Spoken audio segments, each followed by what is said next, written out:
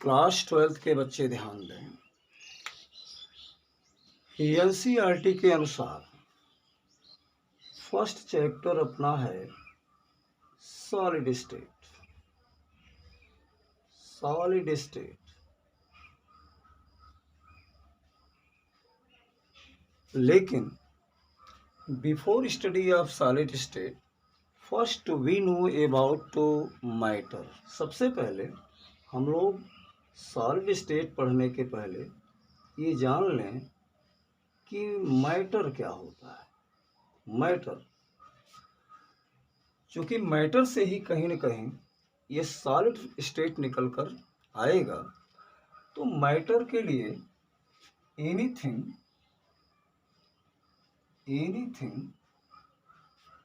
that has mass and occupy space called as matter। Matter को define करने के लिए आप कह सकते हैं कि कोई भी ऐसी चीज जिसमें मास हो और जो कुछ स्पेस को ऑक्यूपाई करे, that is called as matter. अब ये मैटर जो है on the basis of flow, बहने के बेस पर, जैसे हवा बहती है, फ्लो करती है, वाटर में फ्लो होता है, तो फ्लो के बेस पर मैटर को दो पार्ट में डिवाइड कर दिया जाता है। एक तो होता है रिजिड और दूसरा होता है फ्लूइड।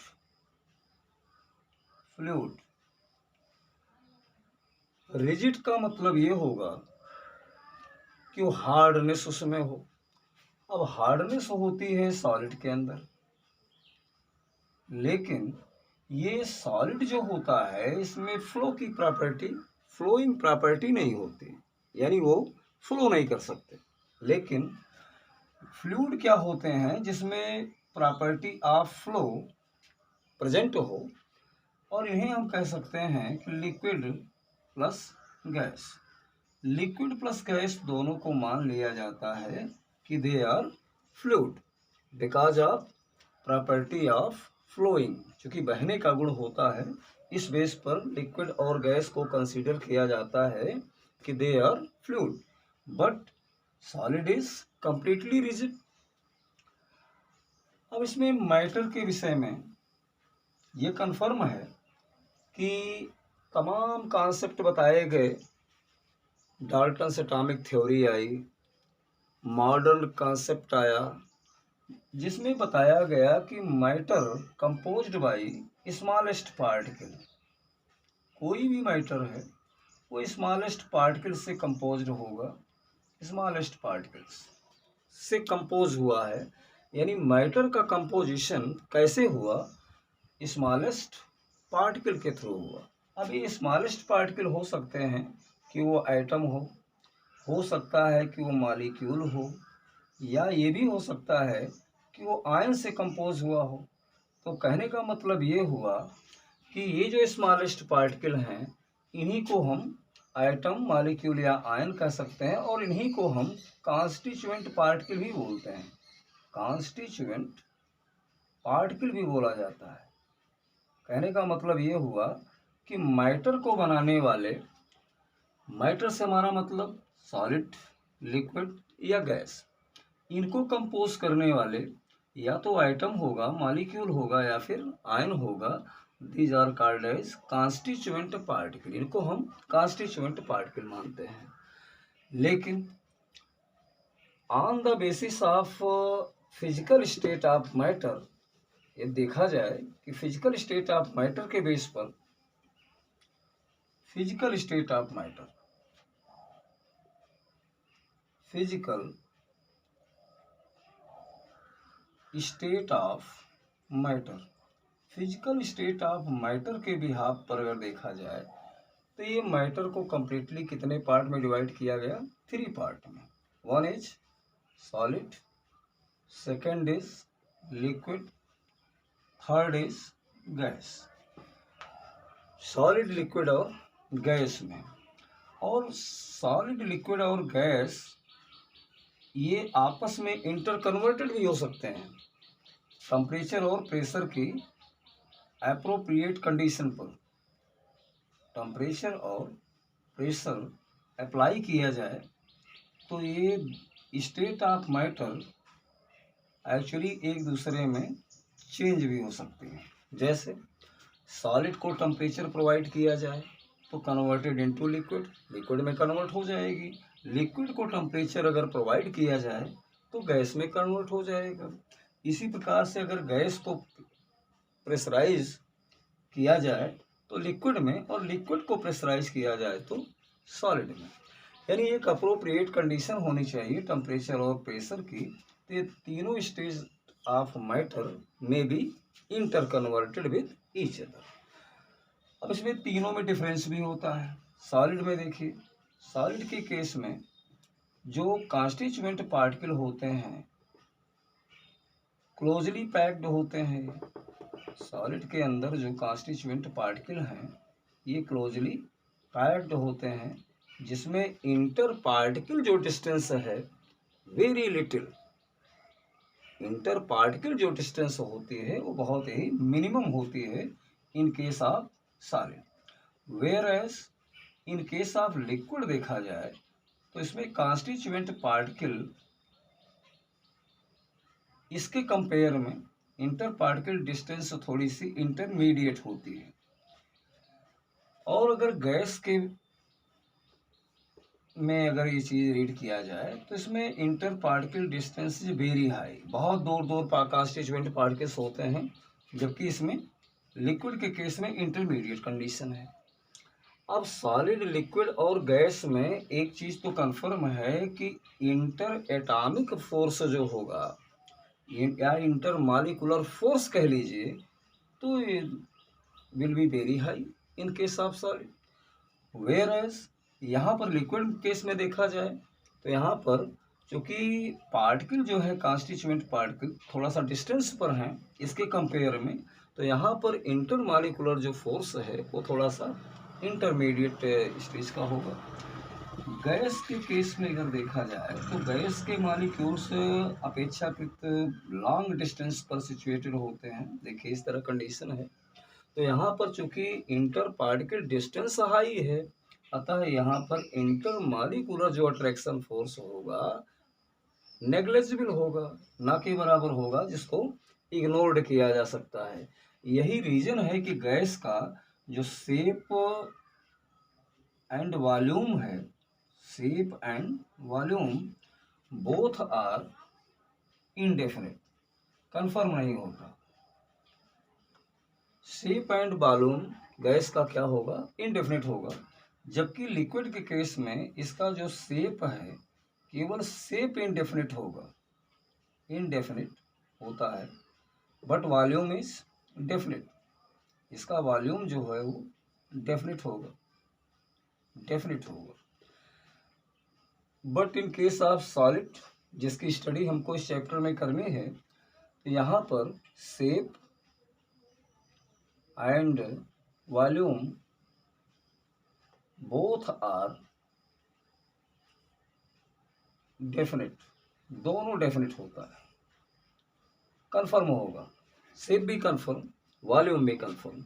और इसके बीच बारे में एक चीज़ और कहा जाता है, जो कॉन्स्टिट्यूएंट पार्टिकल्स हैं इसमें कोई मूवमेंट नहीं होता, यानी वाइब्रेशनल मोशन अपने फिक्स पोजीशन पर टू एंड फ्रो होती है, बाकी इनमें मूवमेंट होती है। लिक्विड और गैस के जो मॉलिक्यूल्स हैं दे कैन मूव। अब इसमें अगर सॉलिड, लिक्विड और गैस की बात की जाए तो एक और भी डिफरेंस होते हैं। सॉलिड, लिक्विड और गैस के अंदर जो मेन डिफरेंस है वो इस बात का है कि सॉलिड इनकम्प्रेसिबल होते हैं, इनकम्प्रेसिबल मतलब इनको कंप्रेस नहीं किया जा सकता। दूसरी चीज नो डिफ्यूजन, डिफ्यूजन नहीं होता इसमें। डिफ्यूजन का मतलब कि मॉलिक्यूल्स एक जगह से दूसरी जगह मूव नहीं कर सकते। तीसरी चीज इसमें ये हो सकती है कि दे कैन फॉर्म क्रिस्टल, ये क्रिस्टल बना सकते हैं, ये क्रिस्टल फॉर्म कर सकते हैं। चौथी चीज इसमें होती है कि दे आर रिजिड, ये रिजिड होते हैं, हार्ड होते हैं, दे आर रिजिड। तो ये सब प्रॉपर्टी सॉलिड के अंदर देखी गई कि सॉलिड्स आर इनकम्प्रेसिबल, उन्हें कंप्रेस नहीं किया जा सकता। दे हैव नो डिफ्यूजन, जबकि गैस में मेजर डिफ्यूजन होता है। दे कैन फॉर्म क्रिस्टल, ये क्रिस्टल फॉर्म कर सकते हैं, जबकि लिक्विड और गैस क्रिस्टल फॉर्म नहीं कर सकते। दे आर रिजिड, ये हार्ड होते हैं, जबकि लिक्विड और गैस में हार्डनेस नहीं होती है। तो these are main difference between solid, liquid and gas. Further solid state के केस में solid on the basis of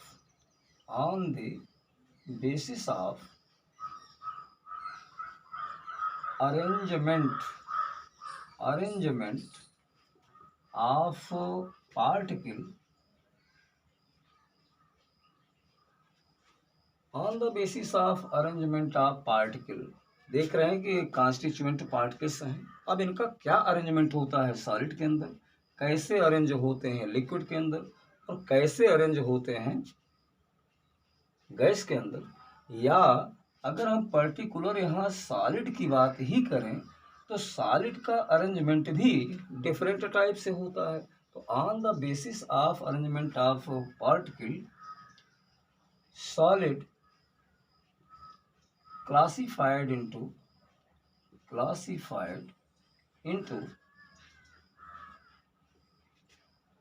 two part. One is crystalline solid,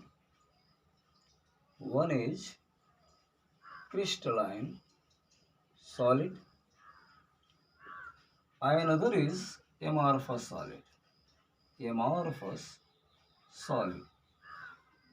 solid को on the basis of arrangement of particle कितने part में divide कर दिया गया? 2 part में। एक होगा क्रिस्टलाइन सॉलिड, दूसरा होगा एमॉर्फस सॉलिड। क्या डिफरेंस है इन दोनों में? क्रिस्टलाइन सॉलिड और एमॉर्फस सॉलिड के अंदर there are so many difference. Constituent particle के अंदर यहाँ लॉन्ग रेंज ऑर्डर होगा, पहली चीज। दूसरी चीज इसमें फिक्स्ड ज्योमेट्री होगी।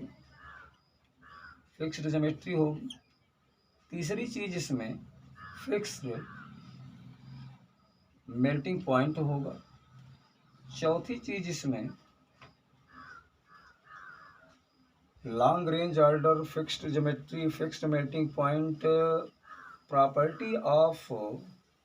properties of anisotropy।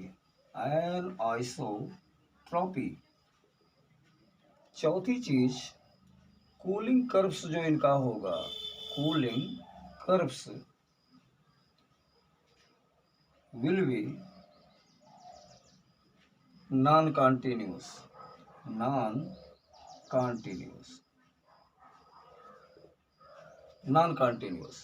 तो एक क्रिस्टलाइन सॉलिड के अंदर आपने देखा कि ये कंडीशन हो सकती है कि constituent particles are arranged in long range order. In this way they contain fixed geometry and fixed melting point. Particular crystalline solid है property of anisotropy and their cooling curves will be non-continuous. On the other hand, amorphous solids are found in short range order,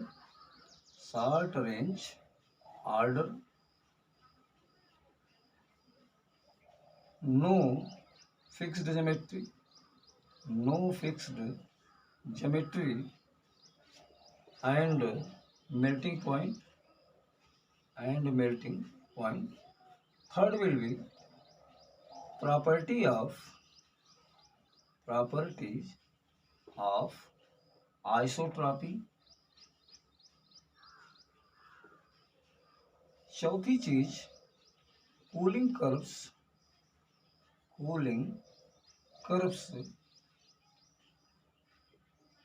will be continuous. इनका cooling curves जो है वो continuous होगा, जबकि यहाँ पर cooling curve कैसा है, नॉन कॉन्टिन्यूअस। एग्जाम्पल की बात करें तो क्रिस्टलाइन सॉलिड के बहुत सारे एग्जाम्पल हैं। There are so many example of crystalline solid and amorphous solid. Crystalline solid में जो क्रिस्टल फॉर्म कर सकते हैं वो हैं C12H22O11 called as sugar here, NH2CONH2 urea crystal form होता है, क्रिस्टलाइन होता है urea. Glucose C6H12O6 glucose, NaCl common salt, sodium sulphate Na2SO4 sodium sulphate, CaF2 फ्लोरेस्पार, ZNAS zinc bland. Except these examples, metals and non-metals and alloy are crystalline solid। Metal और alloy को crystalline solid consider किया गया। Whereas in case of amorphous solid, अगर मैं amorphous solid की बात करता हूँ तो आपके यहाँ ये ग्लास हो सकता है, क्योंकि ग्लास को हम सुपर कोल्ड वाटर भी बोलते हैं, बिकॉज ग्लास है प्रॉपर्टी ऑफ फ्लो की प्रॉपर्टी होती है, सुपर कोल्ड वाटर कहलाते हैं। वैसे एमॉर्फस सॉलिड को आप जान लें कि all amorphous solid called as super cold water and they are pseudo solid, ये pseudo solid होते हैं। whereas crystalline solid called as true solid यानी वास्तविक रियल सॉलिड यही है। तो यहाँ पर एग्जांपल एमॉर्फस सॉलिड में ग्लास, रबर,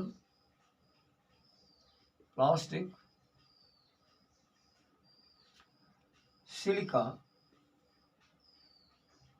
सिलिका, रॉल रेजिन